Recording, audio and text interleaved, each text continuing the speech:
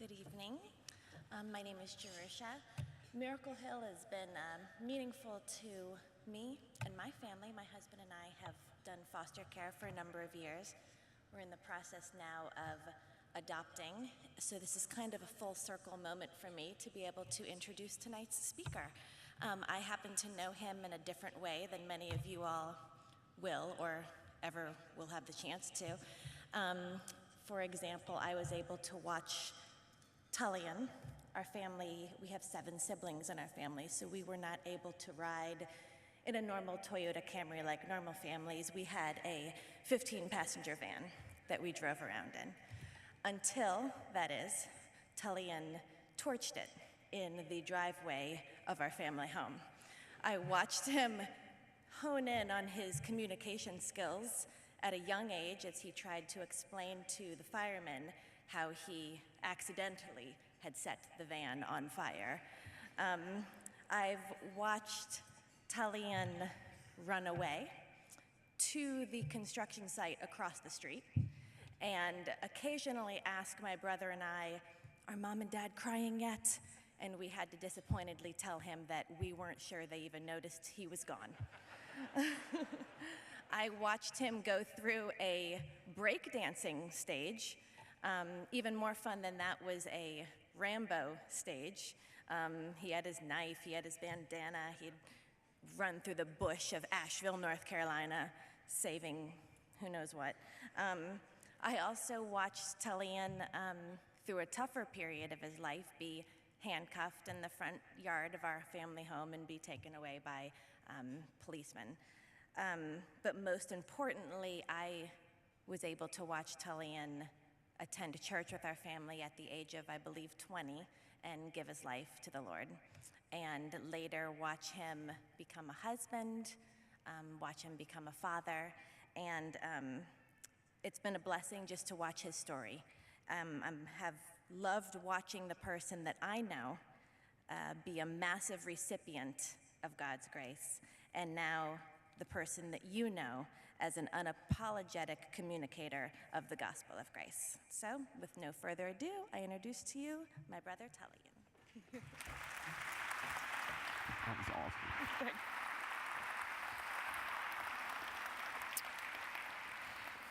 It's all true. This wasn't like a small fire, by the way. I mean, this was like a van gone fire, that kind of fire. I have 3 siblings here. My brother Aram, who actually attempted to put the fire out, if he remembers. My brother Anthony, who's sitting next to him. Jerusha, who you just met. Her husband Chris, who's a pastor here in town. I love Greenville, and I am unbelievably impressed by Miracle Hill. Unbelievably impressed.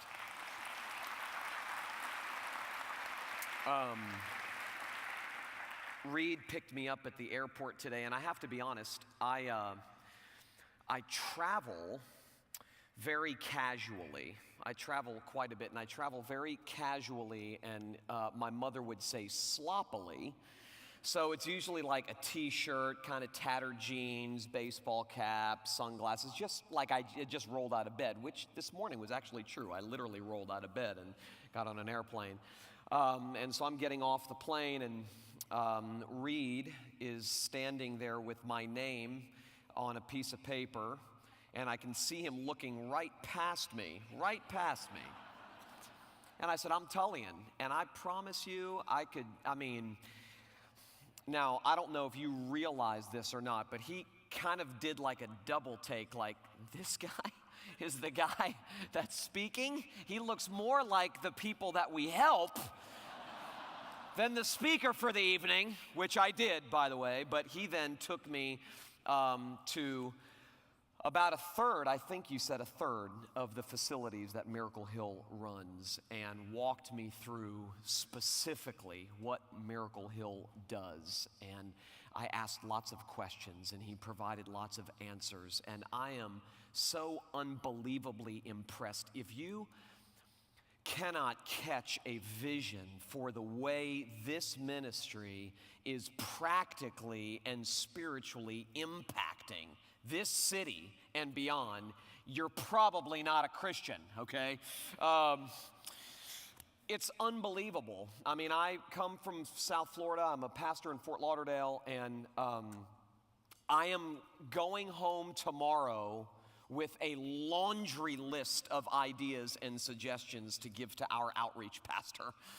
He's going to actually hate the fact that I came here, because his job starting tomorrow is going to get much harder because of what I saw here today. So thank you, Reed, for the invitation. Thank you for allowing me to be here. It is a complete and total privilege to be here with all of you this evening. My sister alluded to this. Growing up in a family of 7 children, the middle of 7 children, grew up in a remarkable Christian home. God gave me a remarkable Christian heritage, gave us a remarkable Christian heritage. I mean, as far back as I can trace, certainly on my mother's side, Christian people marked the heads of their homes. I grew up with Christian uncles and a Christian grandfather and Christian great uncles, and just godly people, a wonderful Christian grandmother, Christian aunts, just wonderful people who I was able to watch my entire life. So God gave me this unbelievable heritage and put me in this unbelievable family, a family that I didn't ask for and a family I did not deserve. And I was given everything I could ever want, really. Good education, love, affection, approval, all of the things that you long for, that all of us long for, I was given for free, not because I deserved it, but because God gave it to me. And I'm not exactly sure why, but around the age of 11, 12, 13 years old, I started feeling a little bit different than my brothers and sisters. I was a little bit more rebellious. It was easier for me to lie than it was for them. It was easier for me to talk back to my mom and dad than it seemed to be for them. I found myself getting in a lot more trouble than my brothers and sisters got into. And it started off with relatively small stuff, but it eventually grew into much bigger stuff. And I don't know if there are any middle children out there, but for me, I wasn't exactly sure where I fit inside the home. I wasn't sure. I mean, I was given this great family, this great home, but I wasn't exactly sure where I fit. Sometimes I felt like the youngest of the older 3, and sometimes I felt like the oldest of the younger 3. I didn't really know if I was an older child or a younger child. And when you're young and desperate to belong, and you're not sure where you fit inside the home, you make some pretty unwise choices with regard to where you seek to fit yourself outside the home. So I wanted to be accepted. I wanted to be approved. I wanted to find my place. And I started hanging out with people I shouldn't have been hanging out with, and eventually doing things I shouldn't be doing. And I make a distinction when I talk to people between Christian bad and non-Christian bad, okay? Christian bad's like, I drank and I did some bad things and, whatever. I got an F in school. Okay, because I skipped class. That's Christian bad. Non-Christian bad is like, I went to jail, okay, for doing really bad stuff, like breaking into homes and breaking into cars and getting involved in some really serious things. Well, I became non-Christian bad pretty fast. And my parents tried everything. They homeschool, private school, public school, counseling, you name it. They tried everything.